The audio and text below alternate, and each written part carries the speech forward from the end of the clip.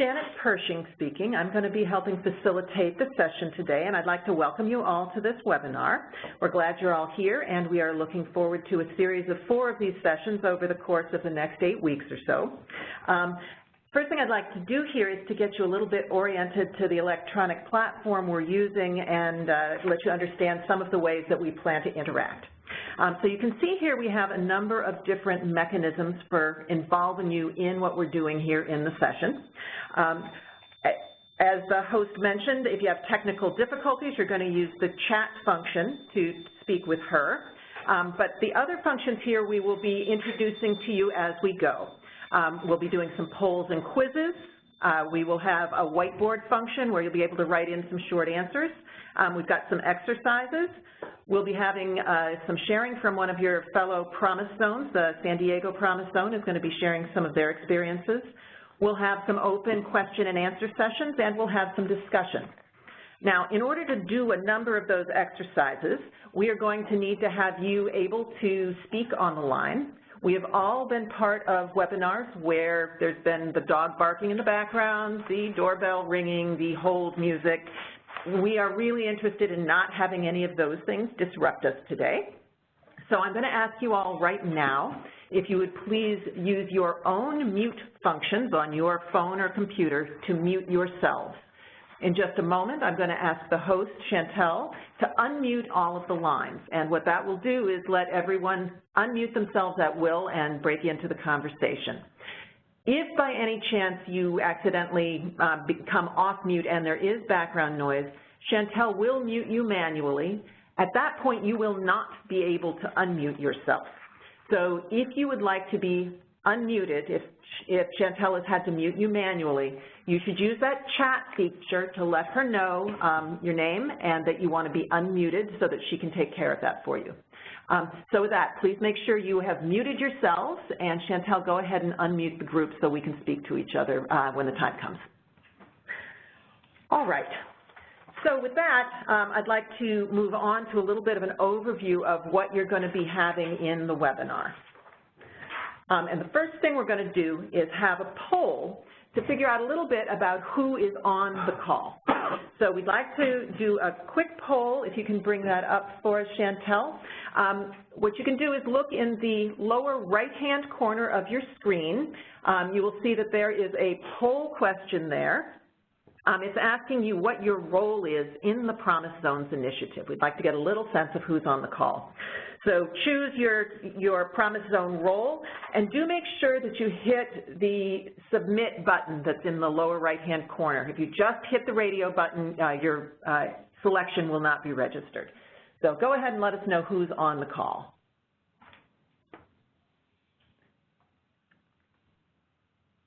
Great, looks like the responses are rolling in here. So, all right, I think that gets us pretty close. Chantel, why don't you share those results so folks can see who's here. It looks like we have quite the predominance of Vista volunteers, 29% of you, a couple of researchers and evaluators, 1 program administrator, and some HUD staff. We do have quite a few more folks who are registered for the webinar than who have actually joined, so we are hoping that we will have additional people joining us over the course of the introductory material here, and we will include them as they come on. So I'm glad to see we have a number of different perspectives represented. I think that'll be really important when we get to some of the conversation. So let's go, if we can, to the next slide. We're going to talk about learning outcomes. Essentially what we are hoping is going to happen over the course of these 4 webinars is that you are going to end up with a data and evaluation framework, that each of the Promise Zones is going to have their framework and be ready to go.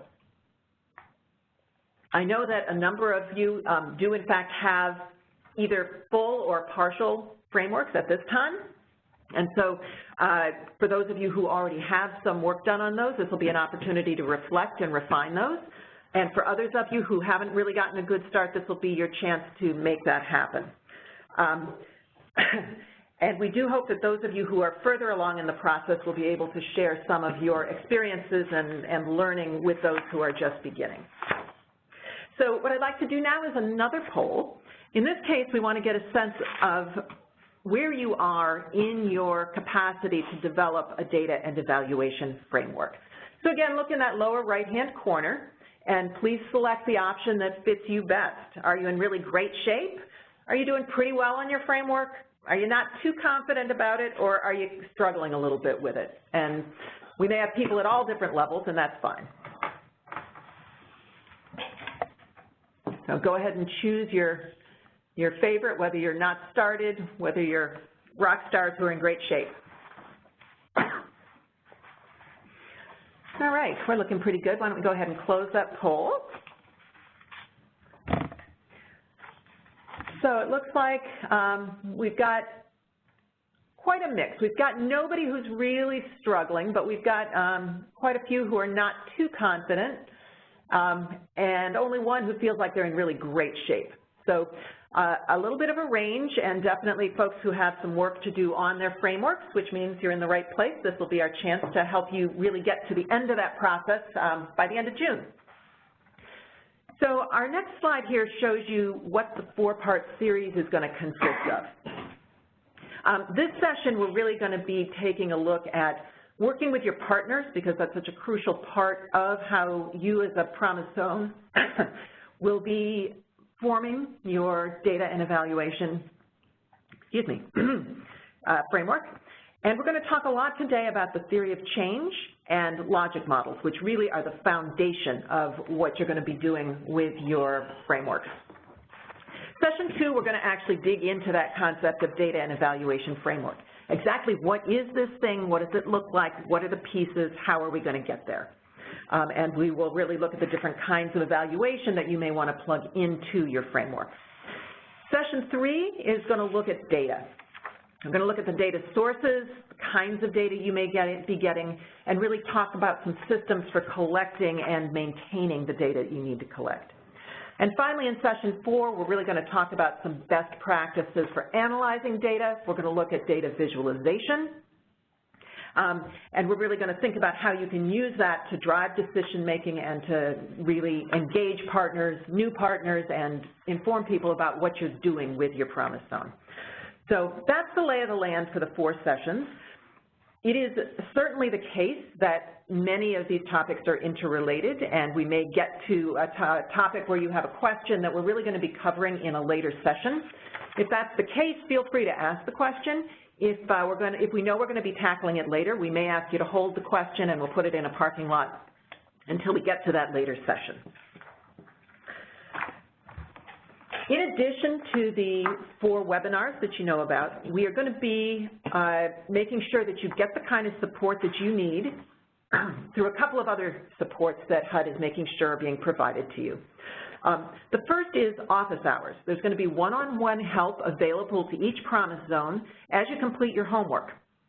So as you complete each session's homework, it's going to be building toward that framework, and there will be evaluation experts available to you to tailor your questions and to help you finish your pieces of work toward getting your framework together. In addition, there are going to be 4 peer-to-peer learning sessions. Those 4 sessions are going to be designed to really connect Promise Zone staff so that you can learn from each other and hopefully create a network that will be able to support you as you go forward beyond the timing of these webinars and these peer learning sessions. So you can get a look here at your TA provider team. I'm Janet Pershing, as I noted at the beginning. I'm here with Xiao Deng and Kasia. All 3 of us are with ICF, and we are going to be your webinar trainers.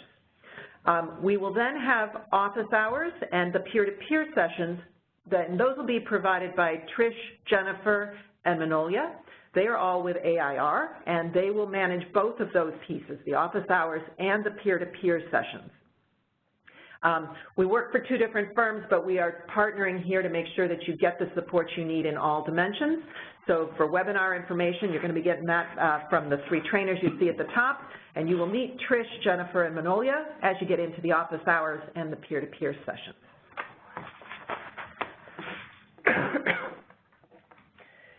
So let me just give you a couple of thoughts about the role we are hoping that you will play. First and foremost, as everyone knows who's participated in a webinar, You get more out of it if you stay engaged and you don't multitask.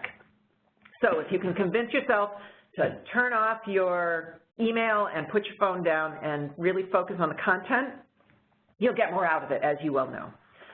We also really hope that those of you on the call will actively share your experience and ask questions. Really, a lot of the value of this, while we have some great material to share with you, will come from you sharing your thoughts with others about your questions, the strategies you've tried, the things that have worked for you, and the things you're still struggling with. We also really want to make sure that you are focused on doing the homework. The homework is very much tailored to getting you through this process of developing a framework. If you do the homework in the chunks that we've broken it out into, none of the weeks will have a huge load of work. You'll be able to get it done, and at the end of the process, you can pull it all together into a framework. And absolutely take advantage of those office hours to help you get through the homework and get input at whatever stage of development you're in from an outside person who can give you their expertise. So with that, let me give you a minute if you'd like to unmute yourself if you have any questions that you want to ask at this point about what we're doing and how we're going. May not have any questions, but please feel free to unmute now if you do. Hi, this is Caroline Bala, and I'm from USC, the Research Evaluation Partner for the Los Angeles Promise Zones. Hi. And hi. I just wanted you all to know I can't see what you're doing, but I'm listening, so I can't. I see. Picture. Is that because you're not at a computer and cannot see the slides, or is that because your slides are not working for you? It might be under session info instead of PZ webinar. Yeah, hi Janet, this is Jess Ewan down in San Diego. Kaylee is also having trouble logging in from San Diego, as am I. Oh my Sorry, Kaylee has a blank screen, a blank window. And Atlanta's having the same issue also. We can't see anything after you launch it. All right. Experiencing the same thing. Why don't we hang on for just a minute? Let me consult with our technical team here and see what we can do.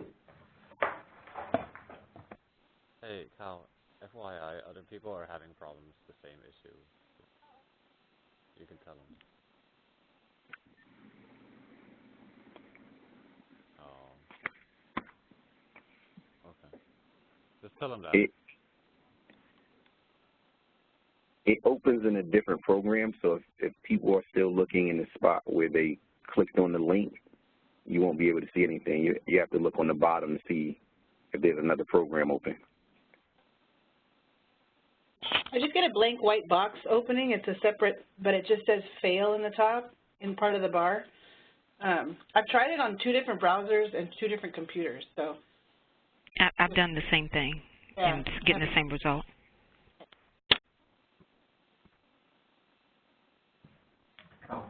I'm one of the presenters. We're starting from slide number 13. You all received a glossary in advance, and we ask you to look it over to see if you have any questions, especially the terms with asterisk. And we want to take a minute to check on how well you did in absorbing the information. Chantel, if you can bring up the quiz. And we have 2 true and false quiz questions. The first one is, data visualization is a term referring to a very specific set of display that can be used to analyze data that require a specialized software to generate. True or false?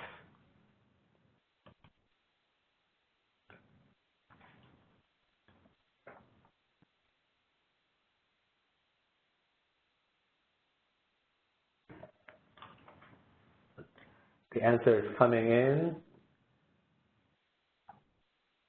A lot of people are still working on it. Draw pictures, get the data.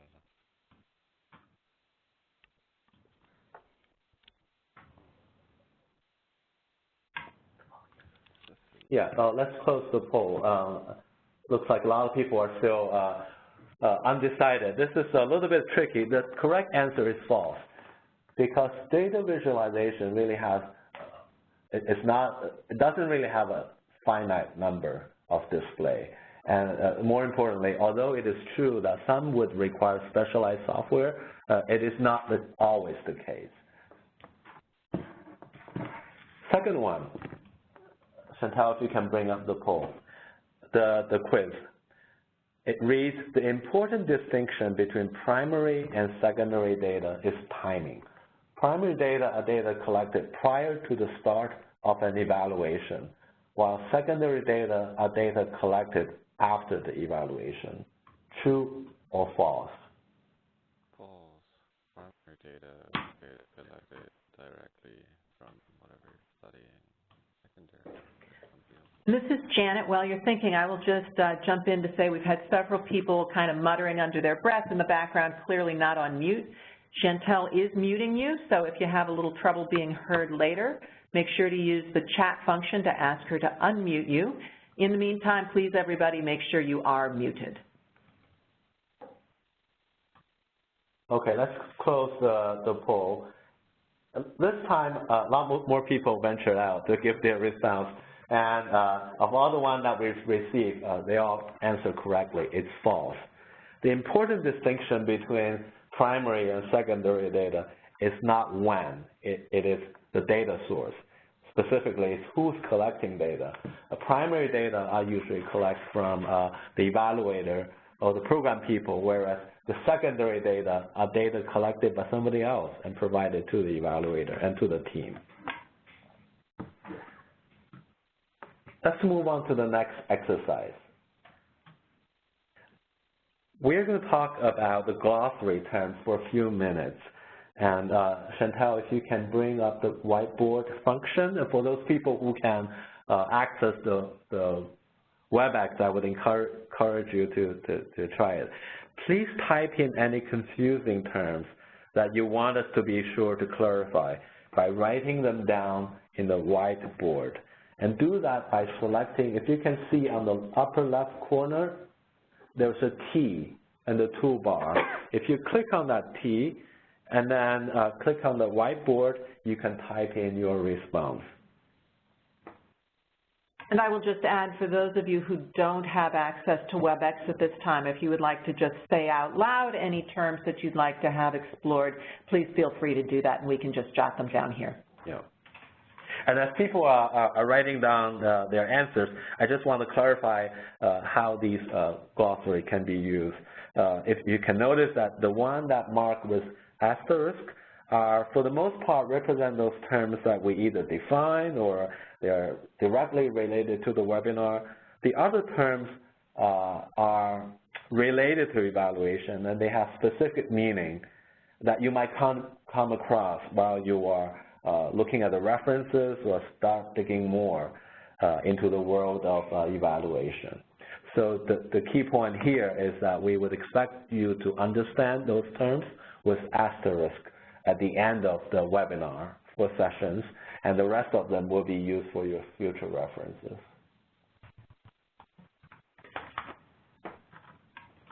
Looks like we had a couple of people experimenting with the whiteboard, but nobody having questions about any of the definitions. One last chance for any verbal statements about those, if anybody wants to chime in. Great if they're all really clear.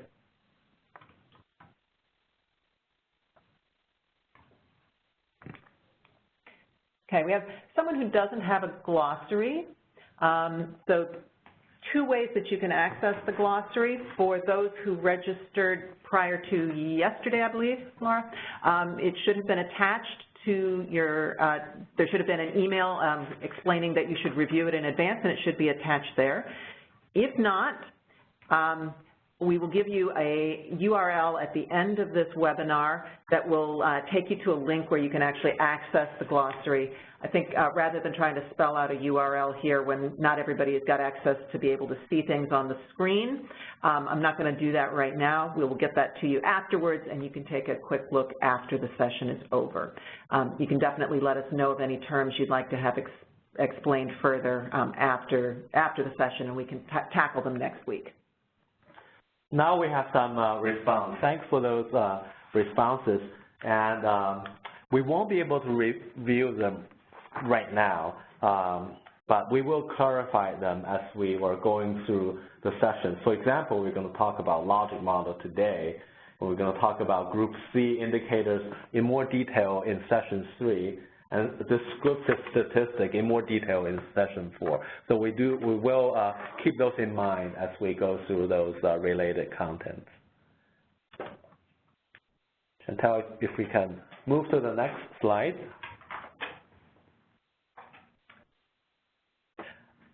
This training was specifically designed for the PZ in the place-based environment. Here is a list of place-based initiatives that you might be familiar with. And as you can see, many of them are from HUD, but the other agencies are involved, like the Department of Education, Department of Justice, and SAMHSA. To help prepare for the webinar, we also conducted a quick application review just to learn about what the PZs are doing. The main finding is that they're quite diverse. I just want to highlight a few findings. So, for example, most PZs address crime, education, economic development, housing, and some tackled health, transportation, and infrastructure issues. The lead agency tend to be mayor office or city department, but it could also include some of the nonprofits. Other partners may include implementation partners, support partners, but for some other PZs, they are more organized by subzones or action teams. At the time of the application, very few PZs have data and evaluation frameworks developed, although some have provided samples of their data sharing, data usage agreements, and some have hired third-party evaluators. Next slide. The cornerstone of the place-based initiative is this idea of collective impact. Here's a quick review of the collective impact theory with key elements and phases in the collaborative change. I'm not going to read them all, but I just want to tease them out for your reference. Next slide. Because PZ is such a complex endeavor involving so many partner organizations, it is paramount to engage these partners effectively. Here are some principles for how to engage your partners. We will be coming back to this over and over in the webinar because you can't really do it alone. You really need your partners. For today, we're going to focus only on the first bullet, and we will circle back to the others in later webinars. Back to Janet. Great, thanks. So next up is doing a little bit of sharing about engaging partners and stakeholders. If you're going to be doing collective action, one of the things you really have to be doing is engaging the other folks who have to be involved for you to succeed and to do that well. And what we'd like to do is to invite Kaylee to help share some of her experiences around this in San Diego. Kaylee, I know you were having some difficulty accessing the visual. I hope that you are able to unmute yourself now and speak. Hi, yeah, I'm here. Can you hear me? Absolutely. Thank you so much, and go right ahead. No problem. Hi, I'm Kaylee Cresswell. I'm the Data Associate at AmeriCorps Vista for the San Diego Promise Zone. So San Diego is a third-round Promise Zone, but I'm sure as many of you can attest, Vista and Promise Zone is a steep learning curve. So I'm happy to share with you some of the challenges that we've faced so far in San Diego. So just to clarify some of our language that we use in San Diego, we have 6 goal areas. Those goal areas meet every month in working groups. And those working groups are usually chaired by 2 co-chairs. And we also have 2 research consultants that help us with our work. So one of the first lessons that we learned around engaging our stakeholders is that we really had to show value. So we had to have a clear value add at, or we try to have a clear value add at every meeting that we're inviting our partners and stakeholders to. We also try not to play favorites, which is easy to do if you have a large partner that seems like they can do everything very quickly. I think it's important not to overlook smaller partners that might have that big expertise or extra resources that you need. So San Diego does this personally by, of course, our preference points are a huge value add.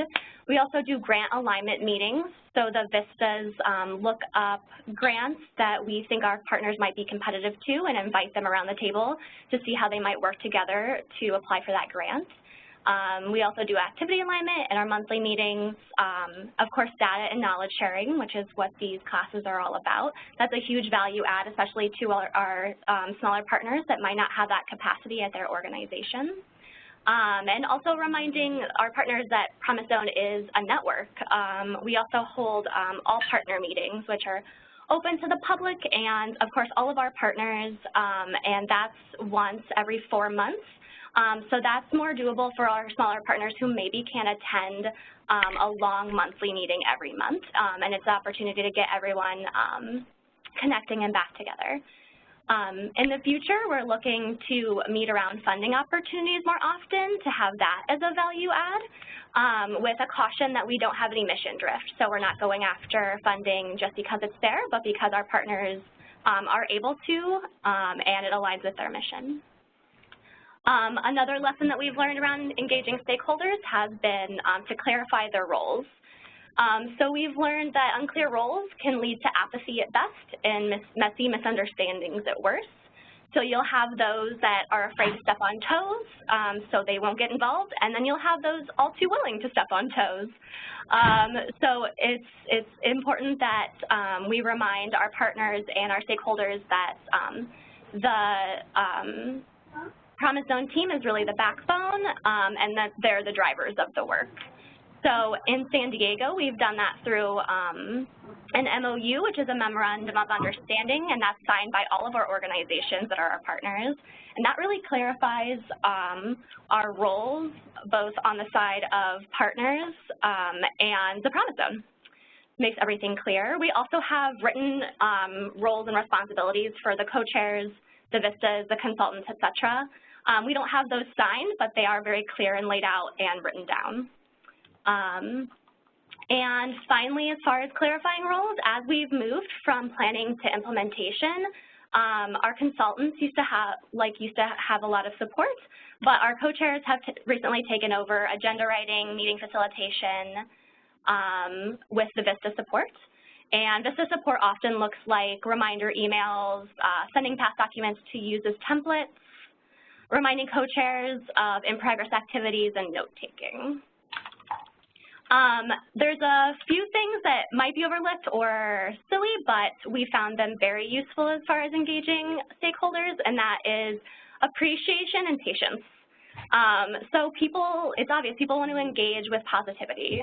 So that might be personal emails thanking them for data or input during a meeting. The personal invitation to meetings, we're always talking about who's the best to bring around the table. And in the future, we're really looking to spotlight their work in newsletters or blogs as we increase our capacity as a team. Circling back to that patience I mentioned, I think it's really easy to get frustrated if partners or stakeholders don't get back to you right away, but you have to remember that, especially talking as a Vista's perspective, we spend 40 hours a week or maybe more working on this, and our partners and stakeholders really vary in the amount of time that they can dedicate. And no one wants to contribute to something that makes them feel guilty, so we try to be encouraging, honoring our stakeholders' time by being on time to meetings, earning that trust by not rescheduling the meetings, and making their job easier by offering drafts, bringing printouts, and then bringing info to those who couldn't attend in the first place. I think one of our most important challenges that we've actually faced recently is balancing consistency with novelty. So personally, we have 6 meetings a month, every month. Our meetings are at the same time of the month, every month, in the same room.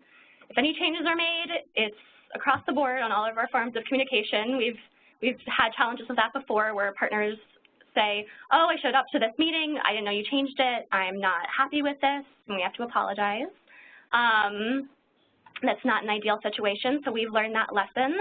At the same time, that can get dull, doing the same thing over and over again. It's been great because people show up every time. They know what's expected of them. It's easy for them to plan in their schedule. But as we move into implementation, we're trying to create some more variety in our meetings. So doing breakout groups, we are planning some of our first joint meetings across our working groups, and doing worksheets and activities within those meetings to really get the energy level up. And then I think one of the most important things, and it has only happened once in the San Diego Promise Zone as far as the events that we have planned, but non-business events. So getting to know your stakeholders and partners as people, and not just seeing them when you're trying to get down to business. So in the month of last December, we canceled all of our meetings, so all of our 6 meetings, our co-chair meeting, and had a holiday party instead. And that was a real paradigm shift for everyone. These partners that had seemed stern at first, were actually really friendly in this kind of more relaxed venue. Actually, one of our co-chairs offered for one of our vistas to spend Christmas with them because she had no Christmas plans and no family in town. And since then, it's really served to deepen trust between the partners and the VISTA team, the Promise Zone team, between the partners, and I feel like it's really served to accelerate that work. We also work to get out to our partners' events like their galas and fundraisers, their graduations if they're in the education sector. And in the future, we're really looking to build that one-on-one relationship between the VISTA and the co-chair to increase that bond further. So those are some of the lessons that we've learned so far. So I will open it back up to the group, and I'm interested in who's had similar challenges and maybe how you guys have faced them or challenges that I haven't mentioned, or any questions about what I've mentioned. Thank you. Please feel free to unmute yourselves and respond. If you're not able to get yourself off mute, make sure that you chat with Chantel. She may have muted you if you had some background noise. Anybody have thoughts or reactions for Kaylee?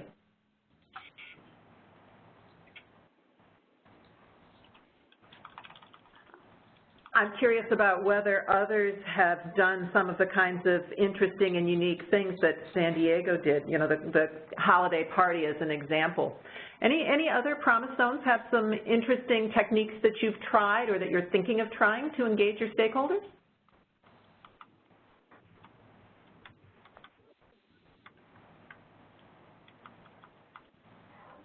Hello. Yeah. Please go ahead. This is Catherine from the North Hartford Promise Zone. My question was in regard to the co-chairs. If Kaylee could answer, what was the strategy to best identify 2 co-chairs that had time and availability to be the co-chairs for the working group? Hi, yeah, that's a great question. As far as I understand, so they were involved before I arrived, but it was mostly on a volunteer basis. So a lot of it was getting the region's nonprofits and other stakeholders excited about what the Promise Zone had to offer, and then the people who were excited by collective impact really came to the forefront and became the drivers, and then our co-chairs. Yeah, Kaylee, this is Jess Ewan. I am the HUD Community Liaison for the San Diego Promise Zone. Kaylee is exactly correct here. You know, as the working groups were being stood up, there was sort of a really intense look at, you know, who were the partners who had been involved, especially through the 2 application processes that the City of San Diego had led.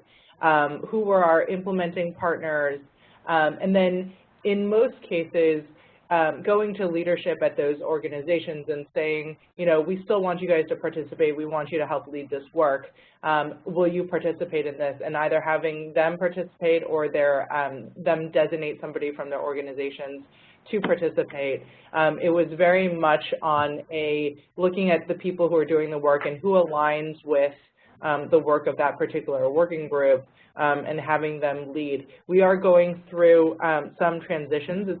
We asked in the beginning for co-chairs to commit to a year, and with that commitment, they were to work with our consultants and the Vistas who were being onboarded at the time in order to do a strategic plan. We have now recently gone back to those co-chairs and said, all right, as we're moving into implementation, want to make sure that this is, the work that you still want to lead. We may have some shifts in co-chairs coming up. We had, for example, one co-chair who was working on both health, access to healthcare and healthy foods, and also our safety working groups. And she has come and said, safety and trauma-informed work is really where my heart is and my organization is. So I will stay on safety, and I will help you identify somebody to take my spot on the health working group. So we are seeing some shifting of the co-chairs, but I think that's normal and expected. But those co-chairs really have been the drivers of the work. They are the ones, especially, the co-chairs of our education working group and economic development and creating jobs working groups. Those co-chairs are engaged to the point where they are the ones reaching out to their colleagues at other organizations and inviting them and asking them to attend. Hi, this is Sarah Tui from the Philadelphia Promise Zone. I kind of have a follow-up question to that. I know in our logic model and our application, we identify a public and private partner, and I'm wondering if that held true for the San Diego Promise Zone as well.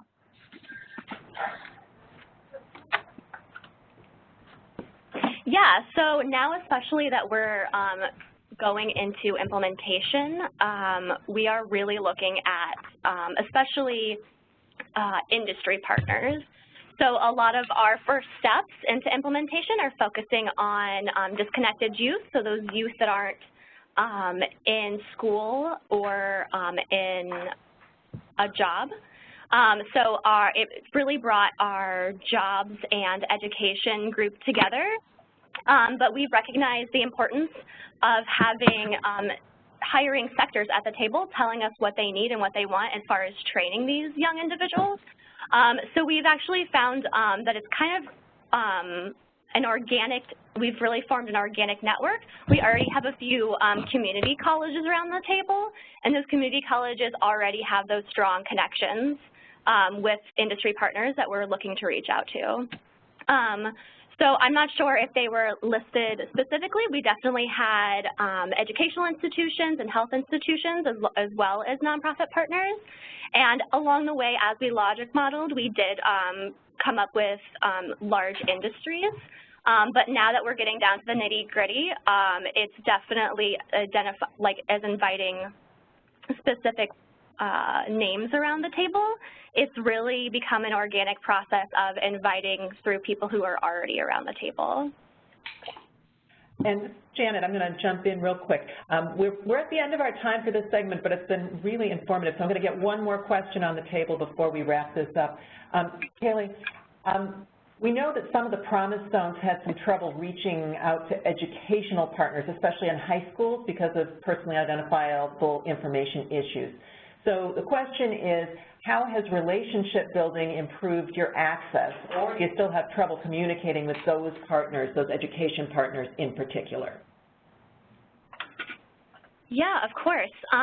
So I think it goes back to using the network that you already have. So for us personally, our school district was very involved, maybe not the schools themselves. So it was about asking those partners for a warm handoff to who else we would like to get data from. So for example, we are having a person from administration come from the school district, and he was very involved. And when it came time to gathering data about after-school programs that the school district was connected with, it was about going to him and asking him for that warm connection. Because I have tried to reach out specifically for data, just cold reaching out, and you are faced with that. What do you want? Are you trying to sell us something? Are you writing a story for a paper that's going to make us look bad.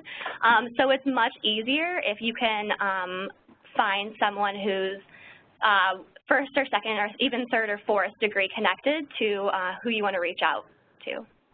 Great. Hi. I have a statement on this. So I'm Sydney from the Philadelphia Promise Zone, and I support the Education Committee. Sure. And here we actually have someone from the school district sit on as a co-chair for the Education Committee, and then to engage principals, we actually hold meetings at their schools, and we invite principals to speak about their school when our education is hosted at their school. And we actually been recently seeing an increase in engagement by principals, hosting meetings at their school, having connections, building connections with them and their staff. Great, fantastic. Thanks for sharing that. Sounds like that there may be a longer conversation that could benefit the group if you all get together after some of your peer-to-peer sharing to really talk about education in particular. I'm going to need to stop our conversation there, I'm afraid, to get through the rest of the material. But thank you very much, Kaylee, and we'll be back to you later in the session. Let me at this point turn it over to Kasia, if I may. Thanks, Janet. For those of you following along with our PowerPoints, we are now around slide 20, and in this section of our presentation, we will be exploring what a theory of change and what a logic model is. I will start the conversation by talking through the theory of change, and then I will pass it over to Zhao Dong, who will explore the logic model. Before we get into this whole section, however, we would like to take another quick poll to get a sense of how comfortable you are with your understanding of theory of change and logic models. You are amongst friends, so we please ask you to be honest and let us know the poll is now open.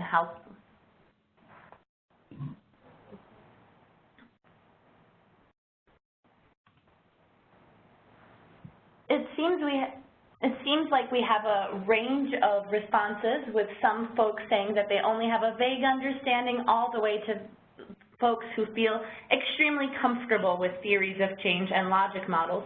However, just because you know what a theory of change is doesn't mean that you necessarily like them. We will hopefully by the end of this session convince you that they are very useful tools that can really help you engage your partners. So what exactly am I talking about when I say a theory of change?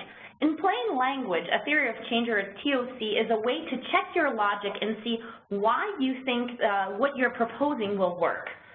You identify a problem and then you develop a hypothesis to solve this problem. A theory of change keeps you focused on strategies that deal with the problem you want to address. It is a good way a good way of starting a logic model is to ask yourself, and a theory of change is to ask yourself who, what, how, and why. You start by identifying your target population or who you need to help. You then identify the outcomes that you are trying to reach for this population, the what you are trying to do. And finally, you use a process called backwards mapping. Once you have identified those outcomes, you start thinking about the strategies that you can implement to try to reach the outcomes that you've proposed. The benefit of doing it this way is that you ensure that these strategies that you're proposing will ultimately lead you to the outcomes that you propose. A lot of times when you're developing a theory of action, you might think, oh, here's my population, and here are some strategies that I think will help me, and at the end you realize, wait, those weren't the outcomes that I wanted. So by doing this process of backwards mapping and thinking first about the outcomes that you want for this population, it helps you focus those strategies to specifically hit the outcomes that you want to focus. And the last thing in our framework is the why. If you look at that picture on the slide, the why are the green arrows around the outcome strategies and population. The why is the reason for how you will get to the what. It's the process through which you will move from your outcomes, from your strategies to your eventual outcomes. Now that we have a good foundation on what a theory of change is, why are we proposing that you start your process of building an evaluation framework with a theory of change? Sometimes practitioners find the idea of a theory of change a little academic. However, I want to convince you that it really does have a lot of value. A theory of change helps you articulate explicitly what you're thinking about and what you're assuming. It also helps to bring you and your partners all to the table and to articulate and share those assumptions that you might have. Some of those might be different for different groups. And so by developing a theory of change, you can make sure that everybody is on the same page as to what their assumptions are about the problem that you're trying to solve. And the final benefit of having a good theory of change is that once it's agreed upon, it makes it clear to everybody exactly what you want to measure in your evaluation framework and allows you to do so both effectively and efficiently. So now that we have discussed what a theory of change is and why it's beneficial to use a theory of change, let's start thinking about how we would actually create this theory of change. And it can be extremely overwhelming to just start with nowhere. So what we want to propose to you is a technique of writing a theory of change that will contain all the needed pieces. And we are calling this technique pit B. It's easy to remember if you think of a pit bull. And so what is this pit B technique that I would like to unpack for you? Well, you start by identifying your problem. Not only do you identify the problem, but you also list all the assumptions that you are making that go along with that problem. Once you've identified the problem and all the assumptions, you then go through developing an if-then statement. And when you create this if-then statement, first this is where you create your workable hypothesis about the strategies, which are the ifs, and then the outcomes, the thens, of what will happen as a result of the strategies that you're implementing. The final step of this process is creating a very good because statement. This is the causal link that explains the logic of why you think that the hypothesis will eventually lead you to the outcomes that you're expecting to reach. Let's look at an example. Suppose that we have a problem, and our problem is that students do not read at grade level. We believe that one of our assumptions is that the reason students don't read at grade level is that they're not receiving enough individual attention in the classroom. There might be other assumptions, but this is the assumption that there might be other reasons why they're not reading at grade level, but this is the assumption we are going to, for simplicity's sake, try to deal with in this problem. So an example of an if-then statement might be if we provide 30 minutes of one-on-one tutoring in an after school, then the reading level of the students will improve. In order to check that hypothesis, we then develop that because statement. Why do we believe this hypothesis is true? This is our final check of logic. So by providing individualized one-on-one tutoring to the students, we're able to give them one-on-one attention that they're not receiving in the classroom. More individualized attention helps them improve their reading because the tutors are able to tailor their teaching to the specific individual student needs. This logic makes sense, and therefore ultimately we can say that as a result of our strategies, we can reach our outcomes and students' reading level will improve. So now that I've walked you through this example, we want to put you to work again. We will have a short exercise in which we want you to be able to identify these critical components of the PIT B model. You will see, for those of you who can see our screen, you will see a potential scenario come up. I'll give you a minute to familiarize yourself with this text. What I want to, as you're reading this, I would like to bring your attention to statements that are bolded. The statements that are bolded are the beginnings of either a problem, an if, and then, or a because statement. As you read them, keep this model in mind, and you will see a poll come up eventually in which we will ask you to identify both the problem statement and the because statement. So I'll give you a couple of minutes to look at it and read the scenario.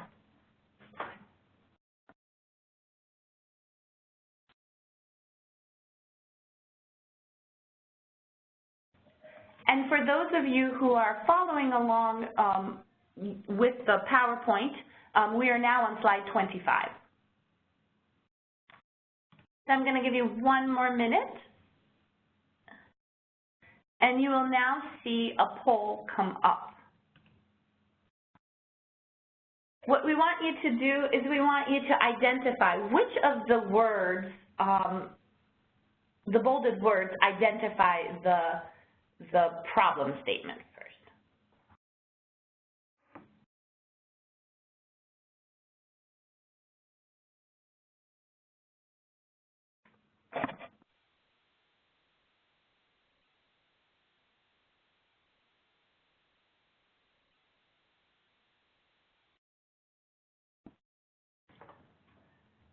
We're still having some folks write in. Okay, we're going to close the poll now. It looks like everybody who responded identified the correct statement, which is great news. And I think it was very easy, because usually the first thing you do is you identify the problem. So obviously those of you who got it right, the first sentence is the right answer. Now we're going to ask you to identify the because statement or the logic. Again, what we want you to do is we want you to hit the statement that starts the because statement.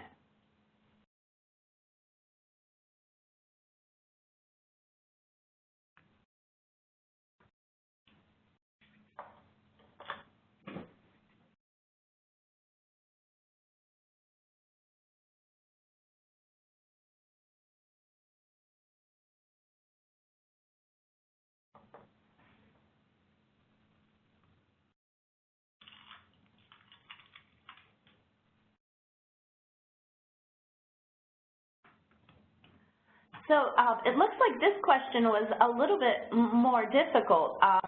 For those of you who answered at D, congratulations, you got the right answer.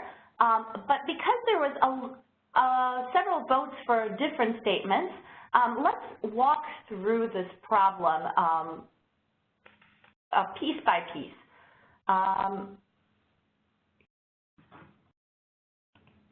So what you see before you is sections of the problem, if, then, and because statements highlighted in the color corresponding to the model.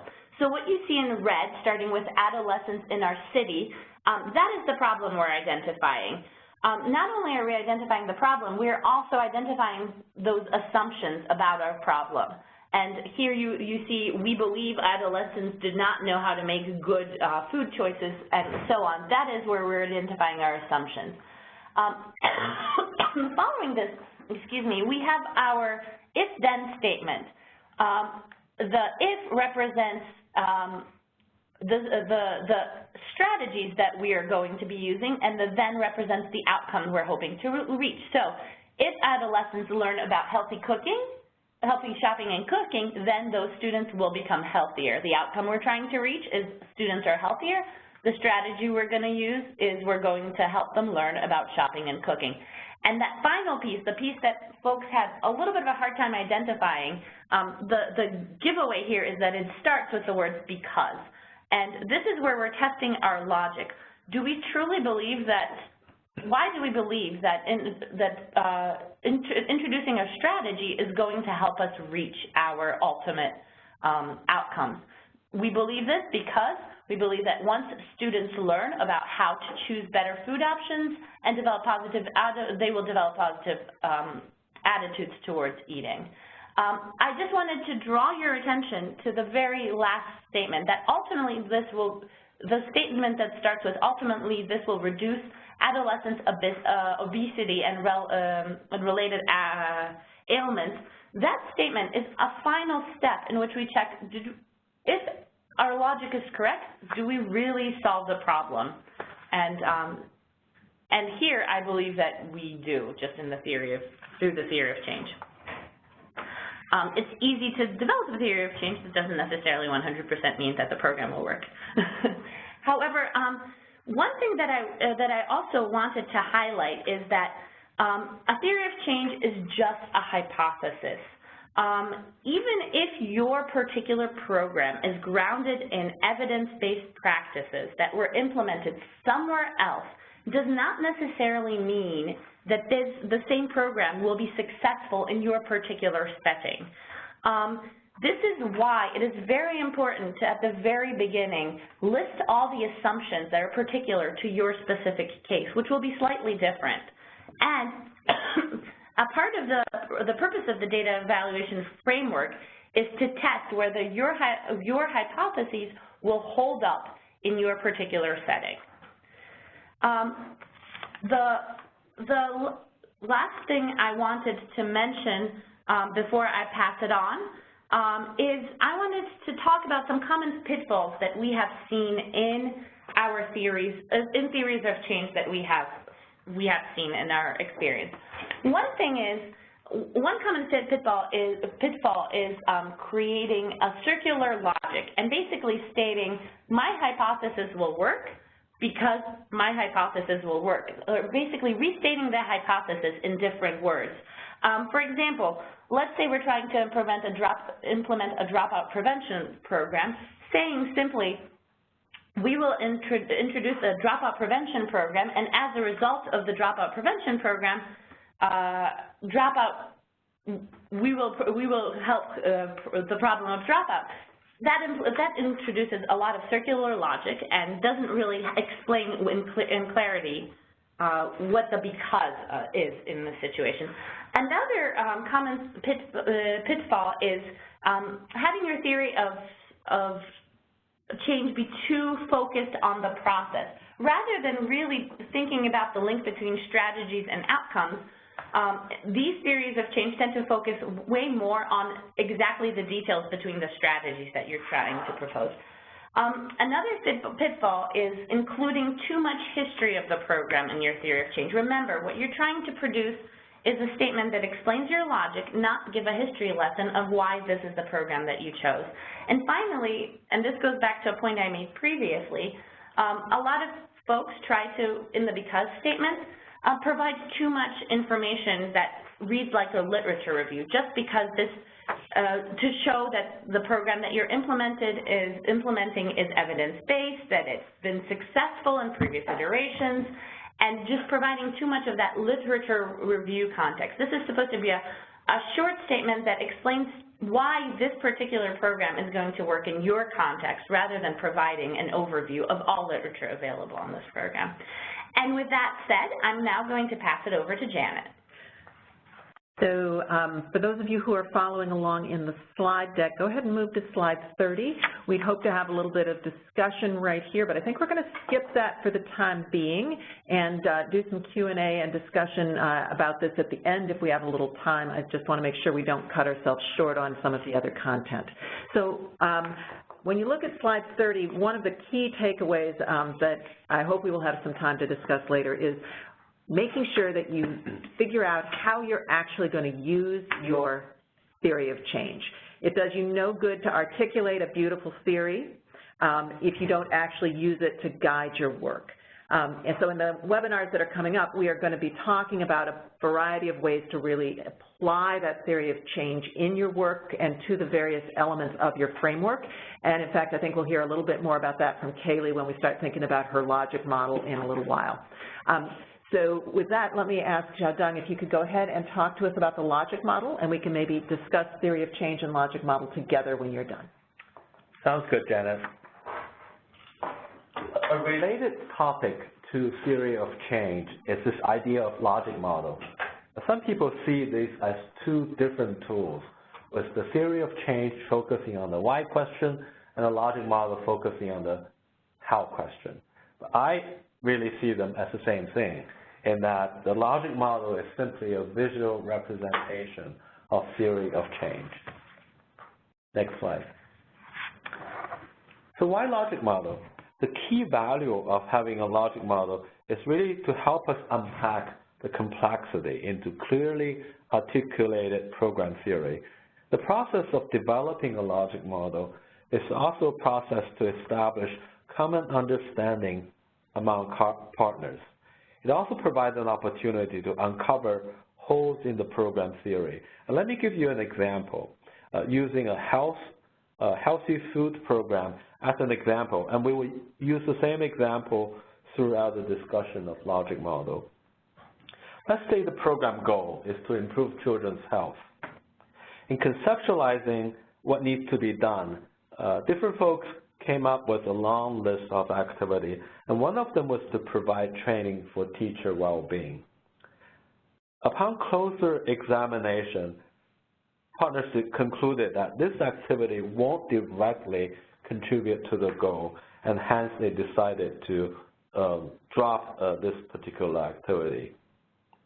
Conversely, if a program outcome is to improve children's knowledge about healthy food, and yet the program does not have any specific activity that are explicitly helping children to attain the knowledge, then there's a problem there. So these are two examples of how theory of change can help us uncover the holes in the program.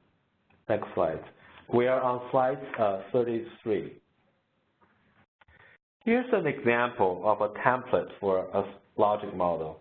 In the next few slides, we're going to give a step-by-step illustration of what each component, each element means. I just want to emphasize that this is our template and our ways of doing logic model.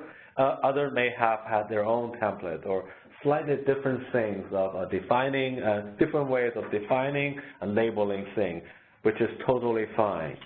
What is important is that we have to go through a systematic way, a systematic thought process in developing our program theory and logic model. So here's a quick overview of the key component of the logic model. If you take a look at the slides, on the left-hand side, we start with input. And this is kind of a tabulation of the resources. The next element is called activities. The third column is labeled as output.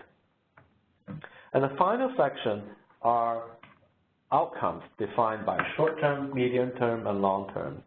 Let's not forget about the arrows that shows the connection among these different components and different elements. I'm going to talk about each one of them in more detail in the next few slides. Again, the first element is called input.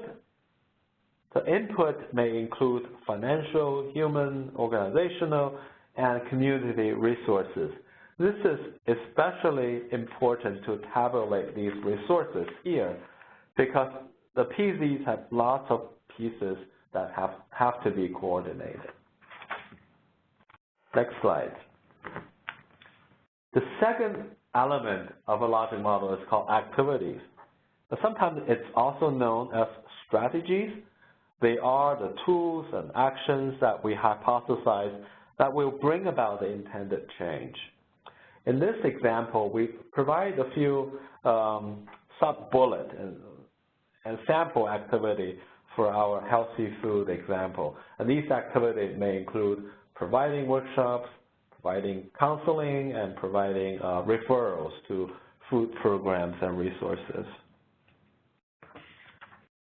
The third element is known as output. Outputs are direct tabulation of activities. People often compare output to widgets or bean counting. In our healthy food example, the output may include number of trainings provided, but they don't really tell us whether the kids are learning or not. So going back to the point, output are what we are doing and not what happens because of it.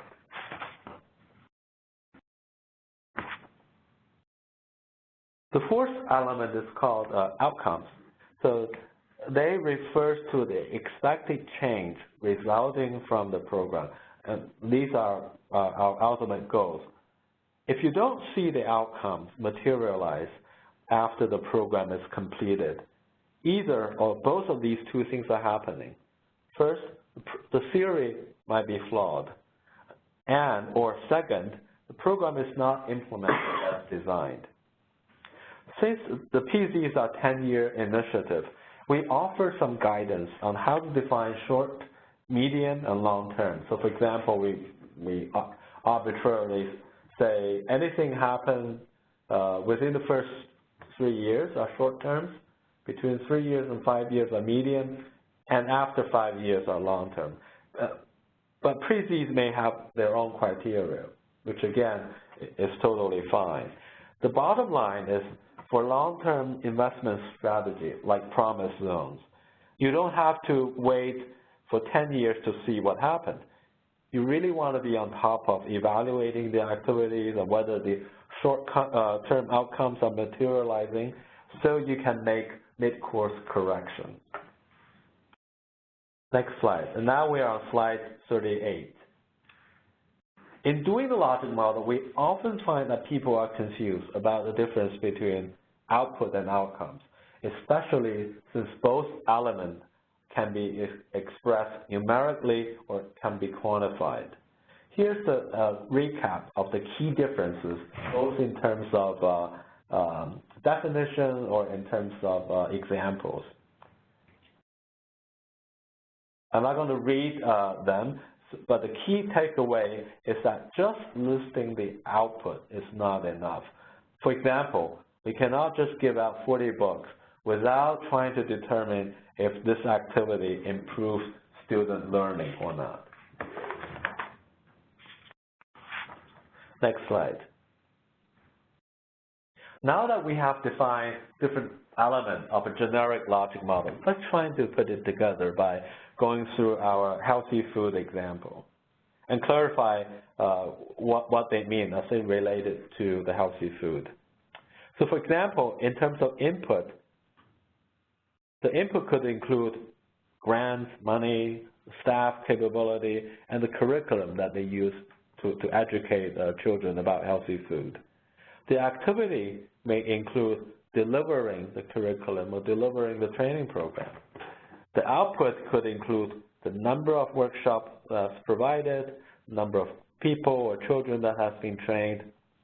The short-term outcome may include the improved knowledge, skills, and attitude as a result of participating in these training.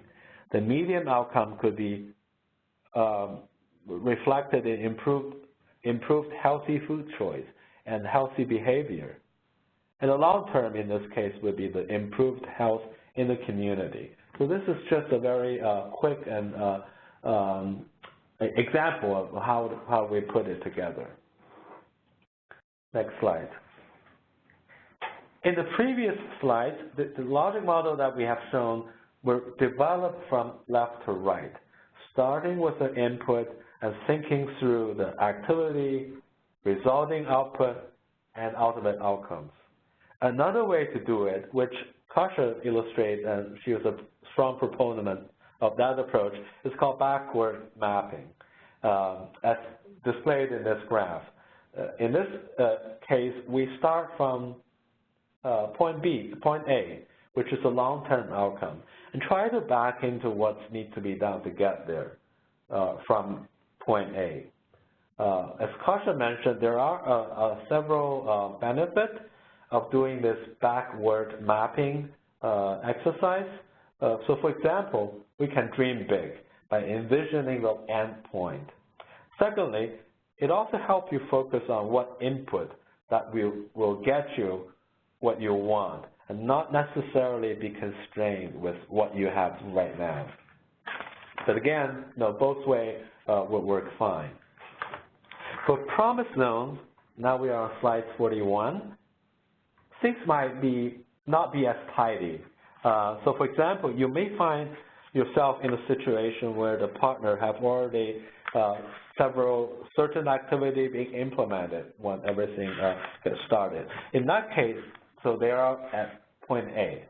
So in that case, you really need to think about what outcomes those activities are likely to lead to and how that would support your desired long-term outcome in point B. And then you really need to think about what may be missing according to your theory of change, your logic model, and go back and think about what supplementary input and activity might be needed to help you get there. So we go from point B back to point C. You may also find that some of these outcomes would require collaboration of activity between different partners and between different sectors to achieve. So, for example, in the case of reducing poverty, it's not just the mission of, let's say, Department of Economic Development. It would really require different partners from, let's say, education, human services to bring about the intended change. Next slide, and we're on slide 42. So this is an example of a logic model from a choice neighborhood program, which is also a place-based initiative from HUD. It's actually a logic model, but in order to fit the logic model in one slide, we kind of simplify the logic model by focusing on only two sectors.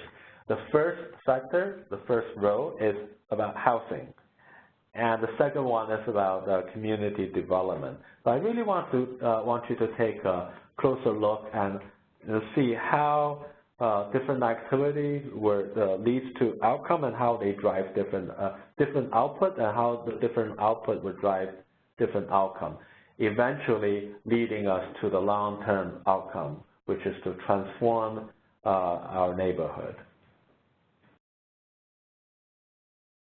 In the next slide, I'm going to show how this logic model is connected to the theory of change using our PIT-B model.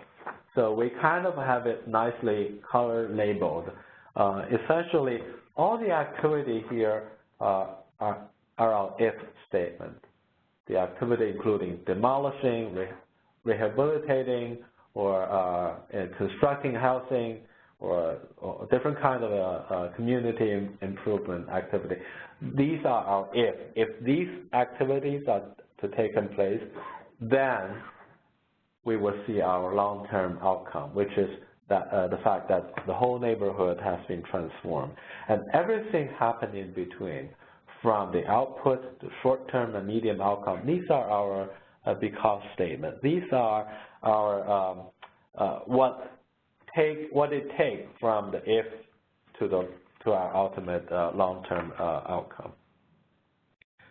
I just want to mention that the input section is not in here, even though they are kind of equally important. The next slide, slide 44, I just want to point out in the resource section, which Janet is going to talk about at the end of the webinar, you will find a link to another choice neighborhood logic model. We kind of I have a screenshot on this slide. And you can see this logic model is formatted very differently, but it essentially includes the same information that we've been discussing. So for example, if you take a look and try to find where's the problem, where's the problem section. The problem is really the needs section in this logic model, and the if are labeled as strategy, then is our goal, and because is our outcome / matrix section. I want to show it in here, not only because it is, again, a concrete logic model used by a place-based initiative, but just to illustrate the fact that the logic model can be done differently as long as we go through the same thought process. I want to wrap up by again, I want to conclude by giving you some tips for creating a logic model. And so, for example, the first one is it's absolutely okay to borrow and adapt from a similar program that you're implementing. And as you're creating a logic model, make sure that you focus on this PIT-B way of thinking. And the third one is, when we create logic model, especially for a place-based initiative with so many different partners, it's probably advisable to start small in that different partner may create their own logic model, and then you can all sit together and see to what extent collectively those logic model would lead to a logic model at the PZ level. and to what extent some of the activity needs to be connected so that we don't work in silo. Finally, and the most important point, is that the logic model is a living document, and don't be afraid to adjust it as you learn through the implementation. Back to Janet. Thank you. So we had again thought to do some question and answer here, but I think what we're going to do, because I don't want to shortchange Kaylee's time, is go to her first, and then we will circle back to questions you may have, and I know we've gotten some actually through the system. We'll circle back to those after we've heard from Kaylee. So Kaylee, if we could, I would love to go ahead and turn this over to you, talk a little bit about some of the challenges you've faced in dealing with theory of change and logic models and making sure that they stay active and not dusty on the shelf. Yeah, absolutely. So I think one of the first things we tried to do while we were planning logic modeling and getting partners around the table is making sure there was early investment. So making sure everyone was contributing and doing so early on. Really ensuring that they felt ownership of what they were contributing to. So we spent about 10 months logic modeling and gaining partners through that whole process. And that's going to vary deeply, but that was a very cognitive decision on the Promise Zone team's end to be strategic and careful so we could have this document that we could refer back to again and again and really be our anchor. We also spent 2 entire meetings picking our indicators and or sources of data, and again, that was driven by our partners. We wanted to make sure that they felt like they were in charge and they had ownership of this process. So you really see how we tried to weave data and indicators into our planning and logic modeling. So those happened within that 10 months. Another way we promoted early investment was, as we mentioned, those inputs. While they can be funding or curriculum, most of all of our inputs are partners. And those partners directly correlate to activities that they've either themselves volunteered to contribute to or that their organizations are well known for. Also, as we mentioned, the importance of being flexible. So it's important to us that our logic model is not written in stone. If I had $1 for every time we called it a living document, my stipend would probably be triple what it is.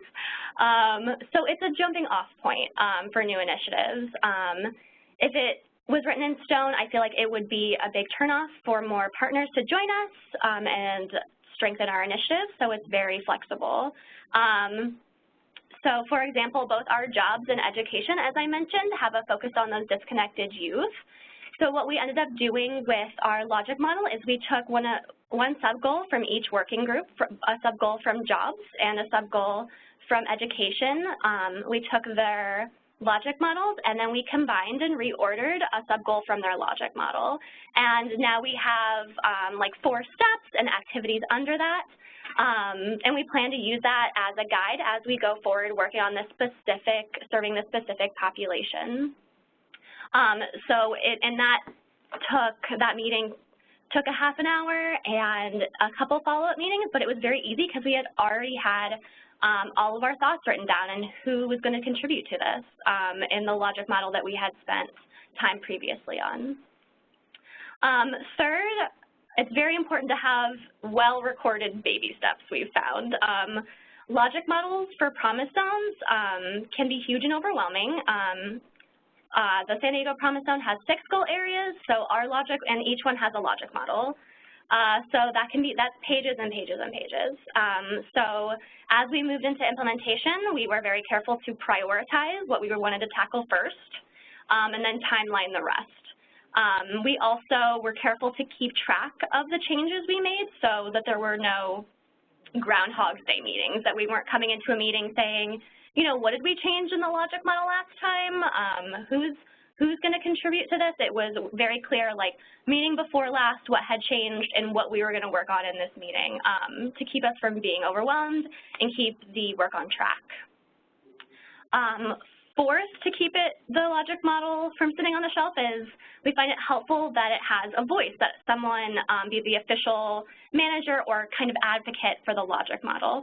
So that used to be our consultants, our research consultants, and in implementation that responsibility has shifted to the co-chairs and the vistas.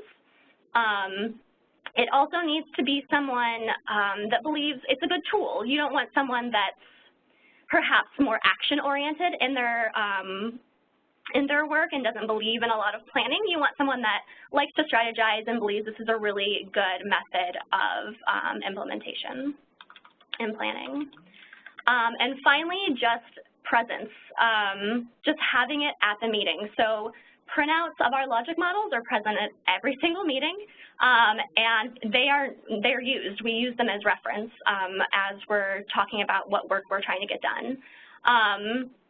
And in the agenda, the logic model and the things within the logic model are explicitly mentioned.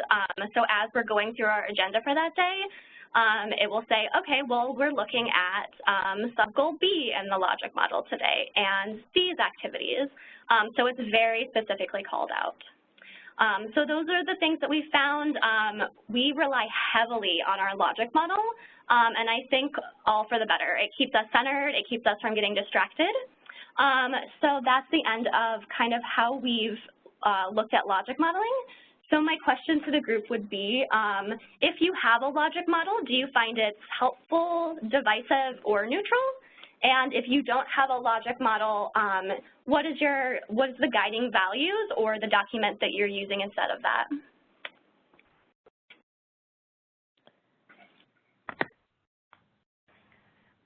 Anybody game to respond to Kaylee's question?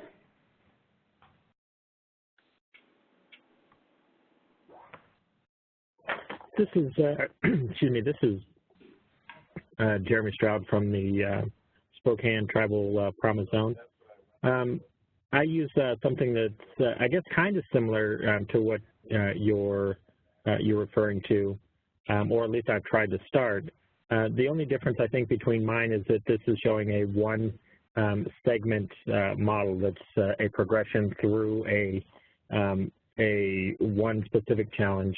What I'm trying to do is understand all of the challenges and, more importantly, how each one of those challenges relate to one another. Tribal governments are trying to balance or judge where they're going to spend valuable resources and assets. So I'm trying to model that in a reasonable way, given 50, 60, 100 different challenges, goals, and directions. Any advice there? Yeah, absolutely. I can speak to that a little bit. So yeah, so this is a very, what was shown was kind of your foundation for at first filling out a logic model. So what we've done is, again, that sounds very overwhelming, and I know that's the challenge that all Promise Zone faces, right? We're trying to tackle everything at once within 10 years, granted. So what we've done is split things into goals and sub-goals, and then fill out the previous template that you've seen in those sub-goals. So it helps break things up, keep it organized. And then as far as seeing how things are related in relationship, that's also something we face as a challenge. I mentioned how we're having a joint meeting coming up between our jobs and our education working groups, and how they've taken two sub-goals and combined them and reordered them. So in this meeting coming up, we'd really like to see those relationships as well. So what we plan on doing is calling all of our relevant partners together that serve those disconnected youth, either in jobs, or education or industry, and having them doing an activity with them where they physically place themselves, maybe via sticky note, and we can compile that later into something more professional, so it's an interactive experience, but having them somehow place themselves along that continuum as far as what's coming down the pipeline, as far as, for example, oh, I'm having 24 graduates of my certification program, and perhaps an industry can go, oh, well, I plan on hiring 5 new employees with these skills, and then so we can see kind of what's coming up and make those connections while we still have time to plan, so there's a warm handoff, that there's no gap that these disconnected youth are falling into. So I think that might be a good example of how you can see where those connections are in those relationships while still using a logic model. Yeah, Kaylee, I'm also going to jump in here. This is Jess Ewan again, the community liaison for San Diego. Throughout that whole planning process that Kaylee referred to earlier, the strategic planning process, we were doing very similar types of relationship building throughout the entire thing. So, you know, every time we were looking at the logic model, figuring out the activities, it was always an open question of who is not around the table that needs to be around the table, who was around the table but are, you know, not participating for whatever reason, how do we engage them, who is the appropriate person in the room who already has that relationship, can they reach out, can they do a warm handoff, things like that. And then when we got to the conversation about data indicators and how we weave them into the logic model, it was a very concerted effort to make sure that all the partners were engaged in that process, in the brainstorming process and in the prioritization process of you know, figuring out what indicators we were going to track, you know, how do we layer them together. It was a very, very robust effort in order to use that as a tool for maintaining and building relationships. I think we've got a couple of questions that have come in that kind of have a similar theme, so I'm going to try to put these together, and Kaylee, we'll let you have the first crack at it, but others may want to chime in. There's a bit of a question about, as you're putting together a theory of change, a logic model, you're doing this around programs that are being implemented in many cases by your partners. So what do you do if you have a partner who doesn't want to engage because they're afraid they may not accomplish it and they're going to be held accountable for it? What do you do if you want to put this together, but you're not you want to put together a logic model or a theory of change, but you're not the entity that is running the program? Do you do that in isolation? How do you bring those folks in? How do you partner with them on that? Do you mandate that they do it? So that whole process of working with your partners around the theory of change and the logic model. Have any thoughts that you might share on that front? Yeah, I'm sorry. In this example, what's the reason for them not wanting to contribute? In one case, they are afraid that they may not succeed and that they might be held accountable for the results that they've not been able to achieve if they put it into a logic model. Yeah, that's a really interesting challenge. I can't think of a specific time where we've faced that super clearly. My first thoughts would be that that's more of a one-on-one conversation, and that has a lot to do with trust building, and that we've mentioned as far as engaging our partners. I would say in San Diego, we absolutely don't mandate anything. We want people to be contributing because they want to contribute. We think that that's the best way to get work done. That's where the best work comes from, when people are actually engaged and participating on their own behalf. But I would think that would be, in our case, it would probably be a meeting with our director, our HUD liaison, maybe the appropriate VISTA, and it would be talking through those concerns and asking them what kind of support they would need to feel comfortable contributing. And I think that the basic process that you just described there very likely would address the other question, which was a more general one about essentially how do you involve a promise zone, an entity that got a preference based on promise zones, and do you engage with them and how? So I think I'm hoping that kind of got at that question as well. Got time for just a couple more here. So who's got thoughts, either questions specifically for Kaylee and the San Diego Promise Zone, or anything you wanted to reflect back on? There was one other that came in that I think I'll mention about theory of change and logic model more generally. And the question was essentially, it looks like we demonstrated that theory of change and logic model have pretty different purposes.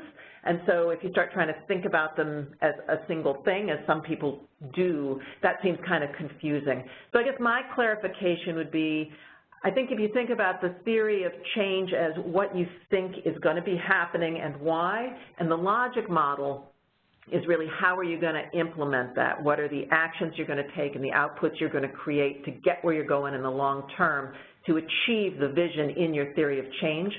I think that's how they fit together as a cohesive unit. So hope that answers that question. See if anybody else has got a question that you'd like to do verbally.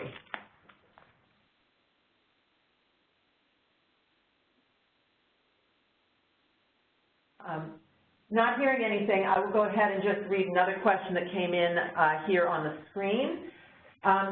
We mentioned that having partners can be inputs. Considering that PZs have limited funding, if any, can we expand a bit more about quantifying your human resources? And Kaylee, I think you spoke specifically to that, about the importance of thinking about the partners and their time contributions. Would you like to expand a little on how you kind of quantify that piece? Yeah, sure.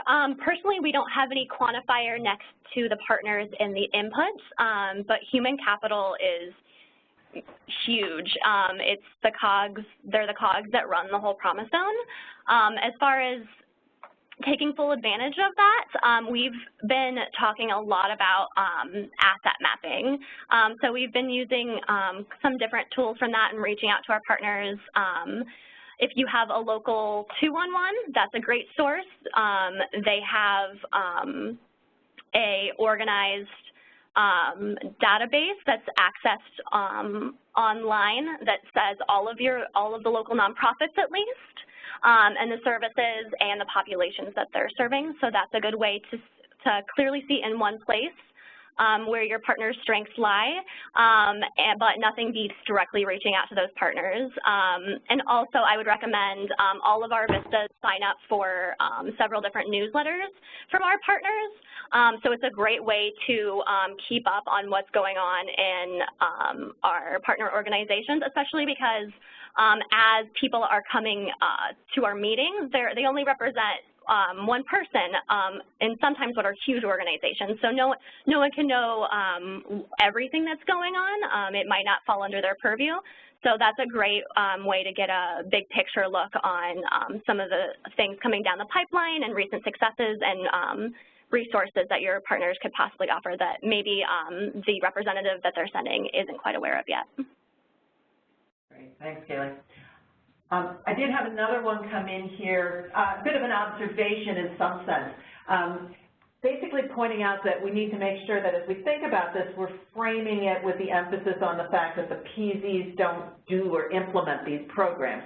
We're putting together a theory of change and a logic model that is really for programs that our partner organizations are implementing and that in some cases are already underway. And that's a really important observation as we talk about how you involve your partners in thinking through your theory of change and developing your logic model.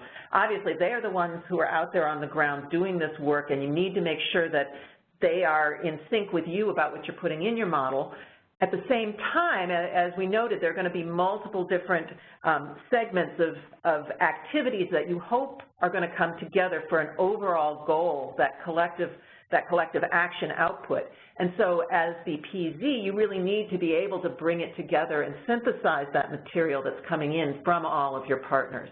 So I think it's an important observation that this is not all within your direct control. So thank you very much for sharing that thought. I think we've got time for maybe 2 more questions if anybody has one. Or an observation. If you don't have a question, that's fine. You can just share a thought.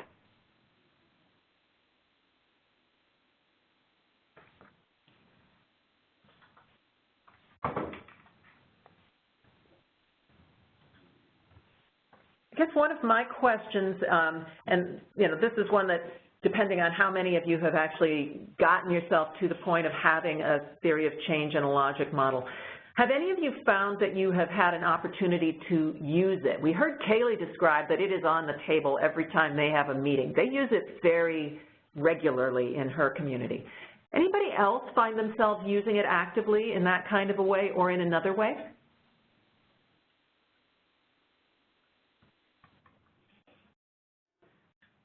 Hi, this is Angela from Slate C, the HUD Community Liaison, and I think I have more of a, not necessarily an answer to that because our Promise Zone is still developing our logic models. But my question is more to San Diego, were your partners the one developing the logic models and actually putting, these graphics and whatnot together, or was it your backbone team? Because what we found is that, we're finding ourselves and our Vista team putting the logic models and the theory of change together and not necessarily our partners. Yeah, absolutely. I can speak to that. So at each of our meetings, it's all of our partners, the backbone team, as well as our consultants. And I have to give a lot of credit to our consultants. They're the experts in logic modeling. But I don't think consultants are necessarily a necessity. What the consultants serve to do is a lot of reflection. So they'll say things like, so what I'm hearing is this, kind of summarizing the group discussion.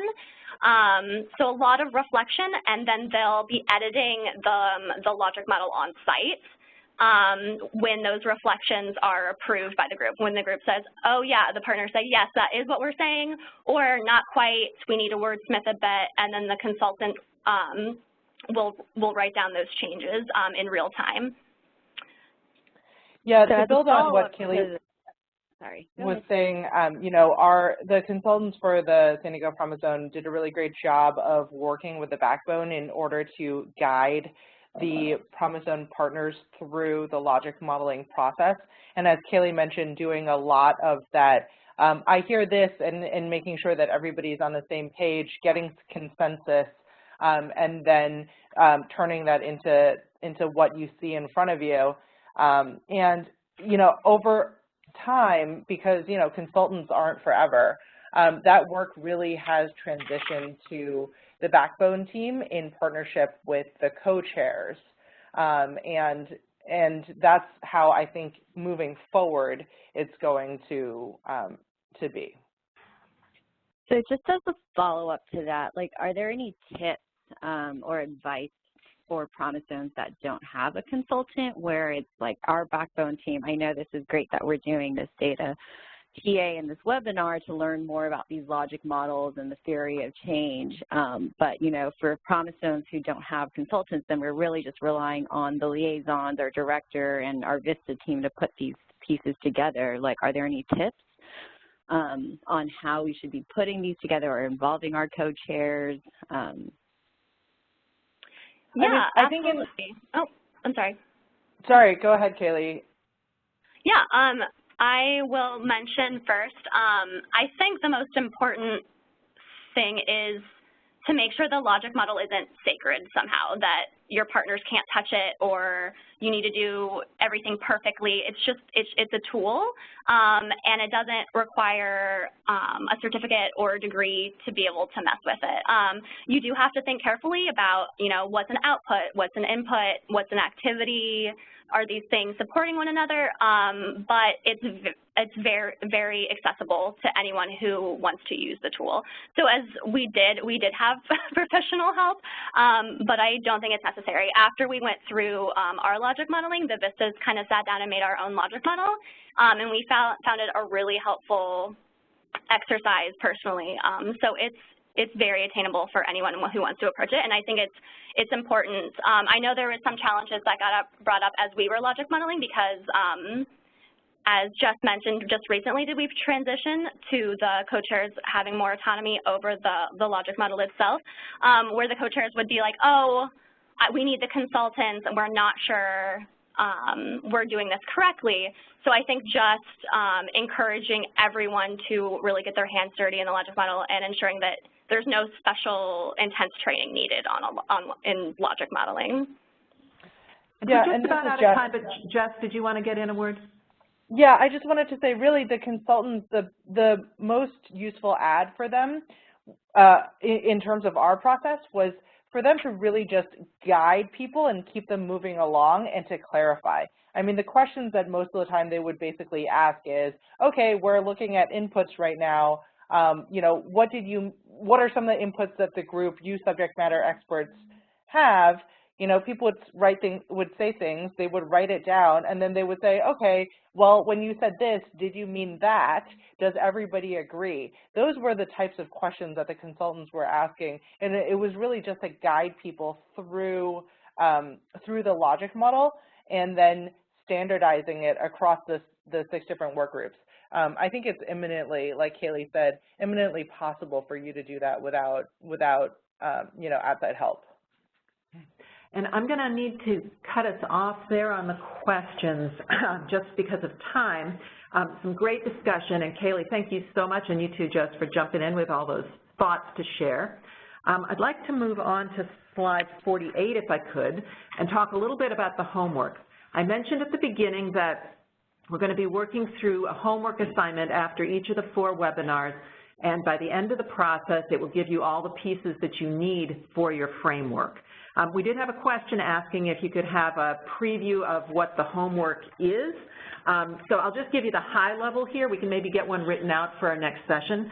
But basically, we're going to be starting by thinking about the logic modeling and theory of change that we tackled this week between now and the next session. At the next session, we're really going to be thinking about evaluation design and evaluation strategies, so you'll do some thinking about that.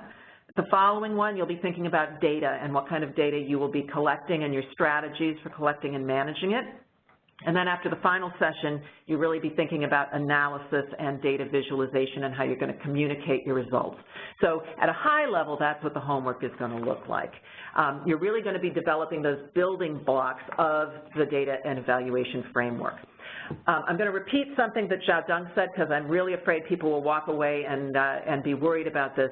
We, in the homework, are giving you a format so that if you don't already have what you need to develop, you know, if you haven't already begun, you don't face a blank sheet of paper. You've got a form that you can fill out. It'll guide you through step by step. That said, if you already have a fully fleshed out document or a partially developed document, or you just like another sort of style better, you are under no obligation to use our template. It's simply a tool to support you if you want it. The other thing I'd mention is that with regard to some of the questions about if you don't have a consultant, how do you go about doing this? While you don't have a long-term consultant at your disposal, you do have office hours at your disposal. So you want to make sure, as I talked about at the beginning, those office hours, folks are there who have evaluation expertise, who are available to support you as you are doing this homework. So I really want to emphasize that you should make good use of them, and we'll talk in a minute about how to access that assistance. So slide 49 gives you the first of 2 pieces of the homework for this week. What we're asking you to do is very much implement what you heard today, to describe your theory of change, and then to build or refine your logic model. You will find in the homework that there's a blank space for you to write that theory of change. Obviously, we're going to recommend that you think about that PIT-B model that Kasia talked through. And there's going to be a PowerPoint that's got the little boxes and arrows just like you see them here. Now, surely your program is not going to have exactly this number of boxes with the arrows going in this direction. Obviously, you will need to adapt it. But the fact that it's already laid out in a PowerPoint template means you can just drag and drop things and copy the pieces. Should make your life a lot easier if you want to go ahead and use this as your model. As somebody mentioned earlier, doing a single logic model for all of the pieces of what you're doing may be overwhelming. You may need to do a separate chunk by goal or by sub-goal, and that's fine. You can definitely do a separate page, and ultimately in your thinking down the road, you're going to want to think about how does that all come together to meet your broader goals, but it's fine as a starting point, certainly, to think about doing a logic model that fits by goal or by sub-goal for your organization. I'll also just say that we're asking you to do this particular exercise, come up with your theory of change and draft that logic model in a couple of weeks. Obviously, Kaylee talked about spending 10 months refining theirs and that it's an ongoing process. You're not going to do that in 2 weeks. What you will be able to do, we hope, is to really think about what you already know about your theory of change and the pieces that you know about your logic model and get those captured into a framework that can then be refined as you work with your partners over time. So that's your first task, is to think about those 2 big chunks. The second task is on slide 50, and that's just to think a little bit about the barriers that may make it difficult to implement your logic model. And to kind of brainstorm about those, we've definitely heard that there are some promise zones that have gotten to the point of coming up with their theory of change logic model and then feel kind of stuck about the implementation. And that's the last thing we want to see, is people stopping after you put your work into the development. So we'd like you to think about the barriers that you're seeing and then really think about some possible solutions. I think we heard a lot of great creative ideas from Kaylee during her discussion today. Other people chimed in with a couple of other alternatives. Think about those. Talk to some of your colleagues. And if you can't think of a possible solution, again, use those office hours. Talk to the folks who are going to be there to support your thinking about evaluation, about their thoughts about how you might be able to overcome whatever barriers you are seeing. On slide 51, you will see that there is a link to the HUD Exchange. If you go to the HUD Exchange, you will find that you can go to Programs and find Promise Zones. And on the Promise Zones page, you will find on the right-hand side that there is a link to the Data and Evaluation Framework process. That's where you are going to find the glossary. Some of you were not able to identify that at the beginning of the session today. The glossary is there. You will also find the instructions written for the homework. I've just talked you through the 2 main tasks, but it's written there. The logic model template is there, and a little template for the barriers analysis is also there. One tip that I'd like to give you is that when you open those documents, depending on your browser and the temperament of your computer, it may not want to open. Therefore, instead of opening the document, if you run into any problem, choose Save As. You choose the Save As document and you should be able to get to it without any difficulty.